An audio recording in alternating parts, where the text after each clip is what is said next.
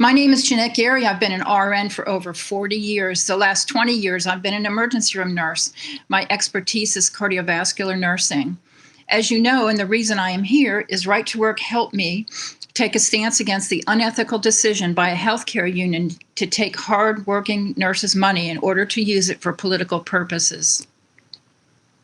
My first contact with the healthcare union was the union director literally wined and dined a few nurses at a time and convinced all of us that he had the ability to change our professional lives so we could return to nurturing and caring, be able to have meal breaks, stop mandating 16-hour shifts, and defend our hearts and minds to administration.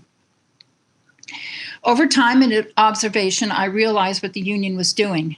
The union leadership had no interest in nurses or our professional work. Their only interest was collection of dues and fees. I decided to intervene. The union refused me basic information. They refused me an independent audit of the monies received. They denied my Beck letter. Their elections required only they see the votes for fairness to everyone.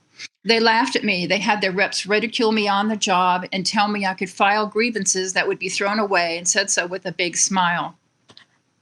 Our first contract gave us a 1% raise and higher health care costs. The union stated, "This is always the case. In 2 years, your contract will be better."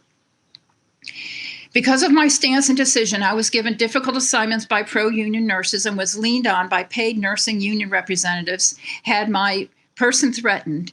They told me my car would be keyed while I was at work. I was followed home one night. The pressure was immense. I became fearful and paranoid. In the meantime, I studied night and day as to the history of unions. I learned about Beck letters. I studied ways of decertification. I talked to nurses in California, Vermont, and other states. I did my homework. I met other nurses via online forums I created. I made the decision to remove this union. I contacted the editor of the city newspaper. He began printing my decision and actions. I wanted the community to know the facts as to the union and the interventions I was making. I received some negative reviews, but overall felt support from the community, which depended on this hospital for their care.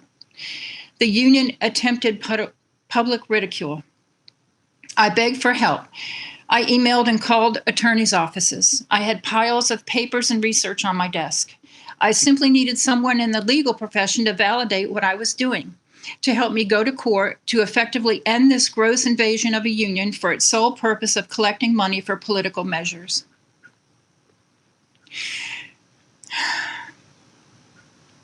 I cannot tell you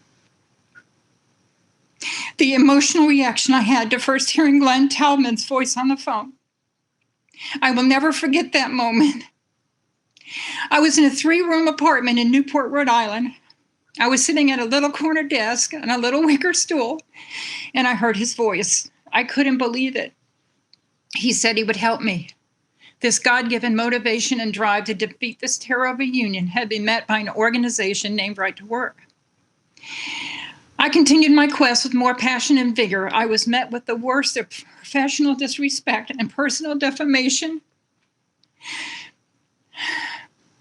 I was refused access to hallways, eating areas, and was told I could only speak and post my information in small locker rooms. Also, suddenly, even though state taxes were automatically removed from my paycheck, I received letters from the state tax office stating I never paid my taxes in Rhode Island over the past years, threatened with fines and or jail. It took me months to document my payment, and I was harassed unmercifully by the office. Coincidence? I don't think so. My life was attacked simultaneously in many areas. I had worked so hard, I decided to continue. I made simple printed information, passed the pages out in parking lots, posted where I could, and as nurses became more keen as to what was done, they signed petitions to decertify. I achieved about 150. I kept reading and studying information. The National Right to Work presented on their website.